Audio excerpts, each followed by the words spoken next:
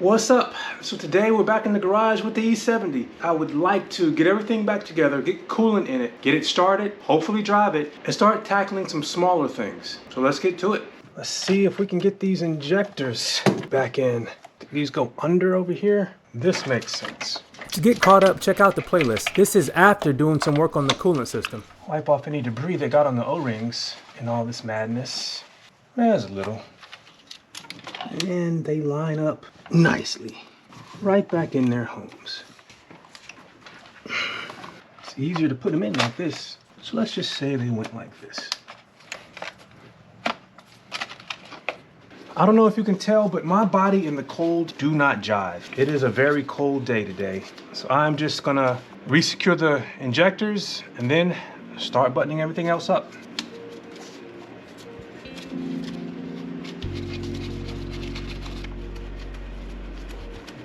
And I'm putting these little bolts on that attach the fuel rail to the intake manifold.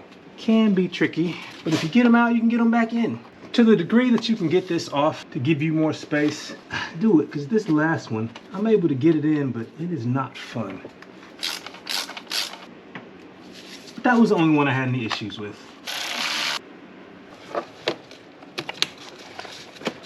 That is your home. I just found out that this is something I need to address as well. They put RTV on this, and I think it's just supposed to be an O-ring seal. So, man, whoever had this car did what they had to do to keep it running, but they did not do it in the way that I would have.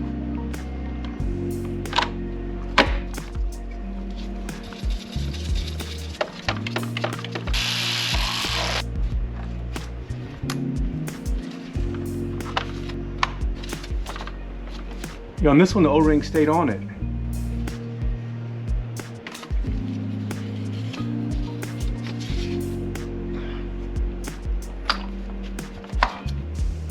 It's spring loaded, so you got to get that first little bolt in, hold it down.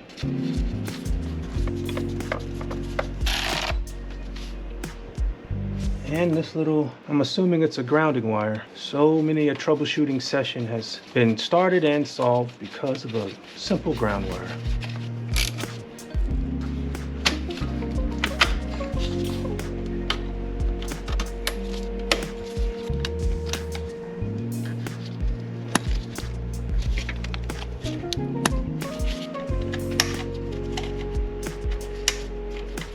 Apparently, you gotta really push this on.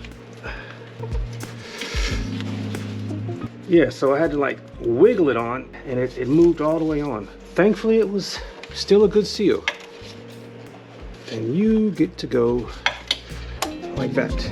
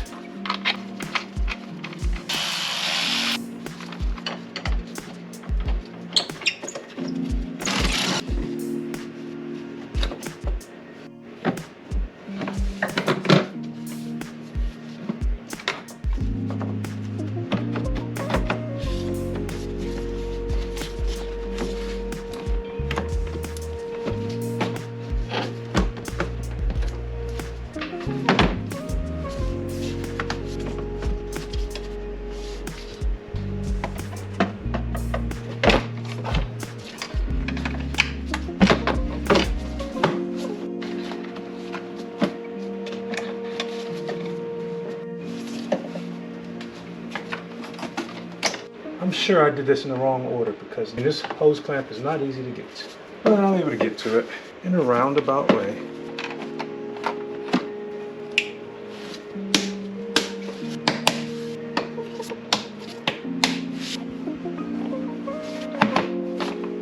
So it's time to bleed the system, and I'm in a bit of a pickle.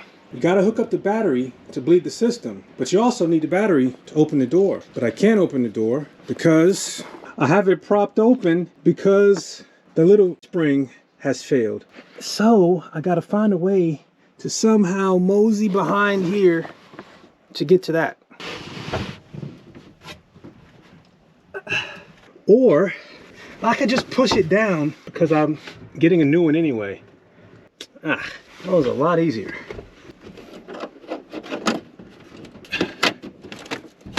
Come on. This is supposed to be out of here. I don't know how it got pushed in.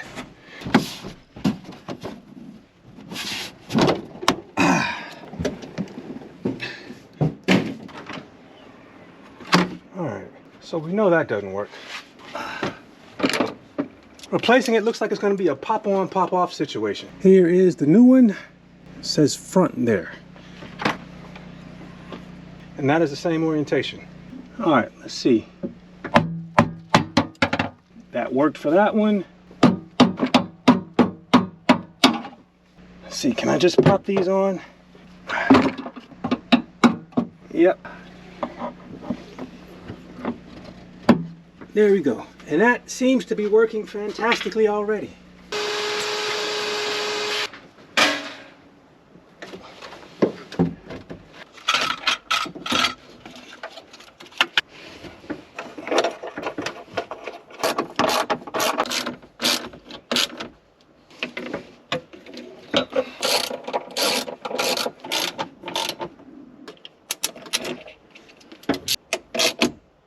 I heard the car come alive.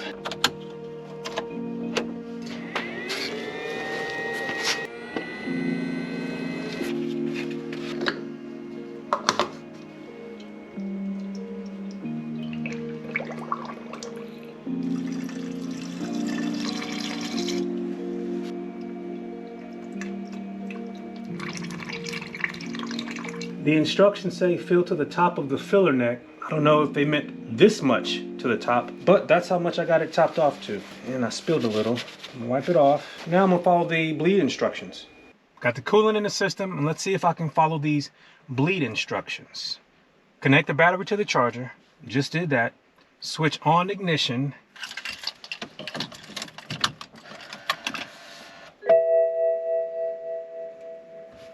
Don't want to start the car, but I want it to be on. All right, it's awake. Set heater to maximum temperature and turn fan down to lowest speed. All right, so that's the lowest speed, maximum temperature. Press accelerator pedal for 10 seconds to floor. Engine must not be started. The venting procedure is started when the accelerator pedal is pressed and takes approximately 12 minutes. Press the accelerator pedal to the floor for 10 seconds. 1001, 1002, 1003, 1004, 1005, 1006, 1007, 1008, 1010. And I don't hear it. I actually can hear it. I don't know if the camera's gonna pick it up, but I do hear it. And the coolant has gone down a bit. So this is not in the instructions, but I'm gonna top it off a little bit. So now I'll just wait. I guess I have like 8 or 9 more minutes and I'll know when the pump turns off. For me, it wasn't clear in the instructions whether you have this on or off, but it has been a long time, well over the 12 minutes they say it should take. And I read somewhere that you're supposed to do it with the cap on. So I'm gonna put the cap on. All right, and when you touch the tube, you can feel the stuff flowing. So I'm gonna let that ride, give it another 10 minutes and come back and see if it turns off.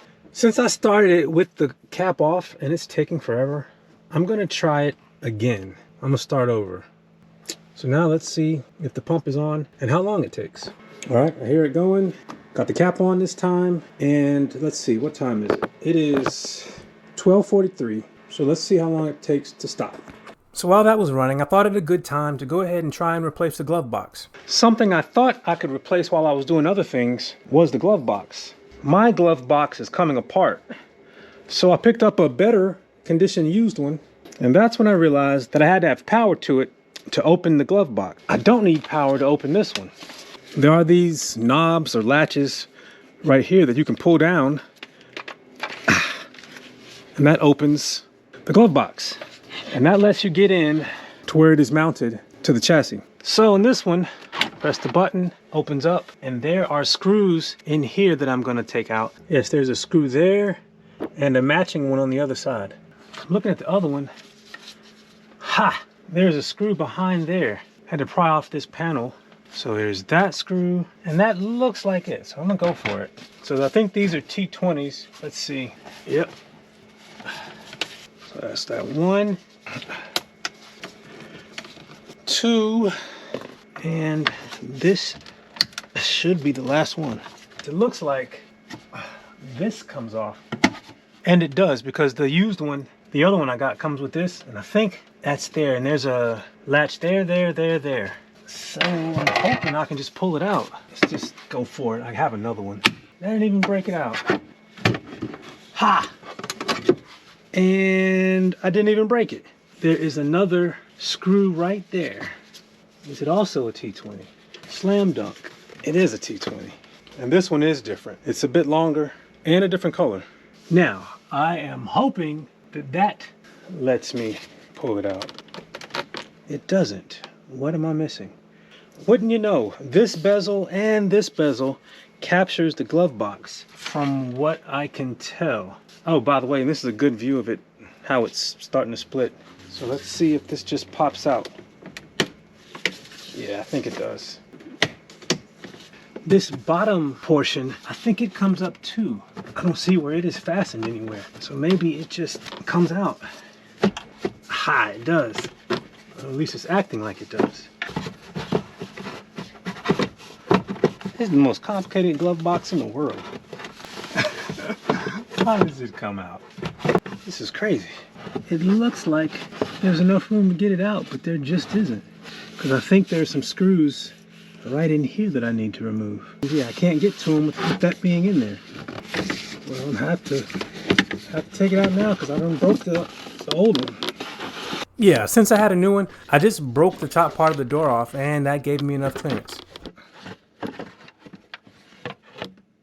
Meanwhile, this pump is still going. It's been, I don't know, 20 or 30 minutes. I don't know what to do next. I'm gonna turn it off, finish the glove box, and revisit it. This is inside the glove box. There are T20s here, here, here, and there that I need to remove. A little baby ratchet with a T20 bit.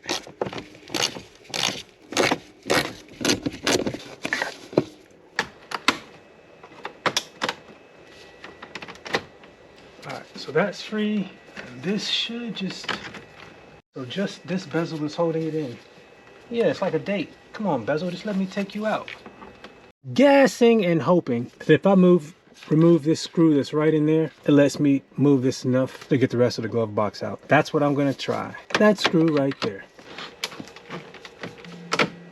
But first I gotta finish taking out this. Yet another screw just to get the glove box out. And another T20 back here. I am learning so much today. And based on the new one, this should be the last screw holding it in. This is mostly free. See what we got to disconnect up here. And that should free up the light. So there's a connection there that I don't know how to take out yet, but I will figure it out. You just pull. You just pull. And is that it? No, that's not it. That is it. That was a ton of fun. So let me tell you what I just did. So those two little knobs that release the door so they can open, this cable goes into that slot right there. So the little slit is where the cable travels through. The metal cylinder locks in there. There's one on this side and there is one on this side. There's cabling that goes through these pathways here like this. Of course you can just push the light through and it connects over here. Let's see about getting the new one in. I still don't know how to get that little cabin, the little bin in, but I'm gonna see. So this was just clipped in like this. So this is the old one. So if you can pop this out, you gotta be kidding me. It reveals these screws.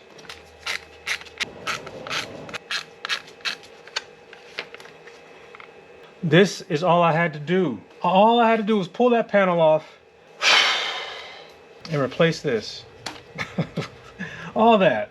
All right, all the screws out. Dadgummit. This would have been like a 3-minute job. Well, everything's a lesson. Seems like I should be able to put it in from the back, doesn't it? Nope. It's a puzzle, y'all. It wasn't obvious, but it makes sense that it's two pieces. Voila. Now, it goes in so easy, just like that. And that's how, but when it's installed, you can't tell that it comes apart like that. So I'm connecting it first, and I'm going to secure the loom afterwards. See if I can get this to work. As I was putting it back together, I realized it wasn't a complete waste of time. The top door and the bottom door both are in better condition on the new glove box. So it made sense to replace the entire thing. But if I only had to replace the top, I still would have been kicking myself for removing the entire thing when I only had to remove the lid. Getting these little cables in is going to be the difficult part. Reaching through is the way to do it. Not trying to do it from this way, do it from the inside. Hot dog, that's the way to do it.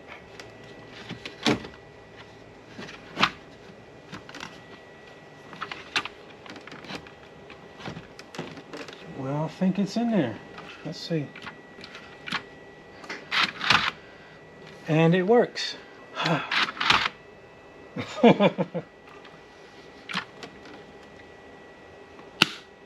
All right, and it works.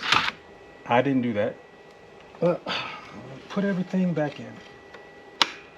I still don't know why it opened on its own, but it hasn't since. So now I'm just putting everything back together. All the little screws I removed to take it out, I'm just putting them back in.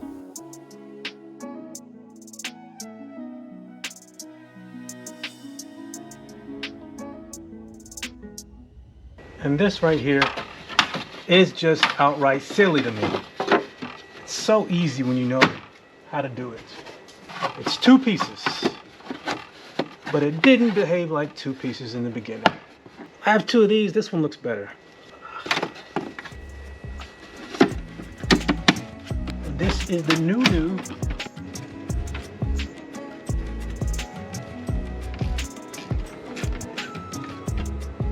Make sure all this gets back to its home. This better go nicely.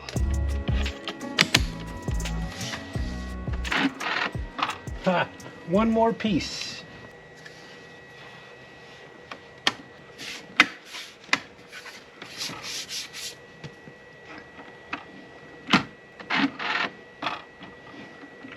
All that just to have a better looking glove box. I said that was the last piece, but that was the last piece. I started the bleed procedure again after letting it sit. The cap is on, and I feel something pumping. So I'm gonna give it 15 minutes, come back and see what's going on. And that's where I'm gonna end this video. If you would like to follow along as I continue to improve this X5, hit subscribe. If you would like to see the things I've already done, check out my playlist. And if you have an E70 or a BMW of this vintage and you know that I'm missing something with this bleed procedure, let me know. Thanks for watching. Take care.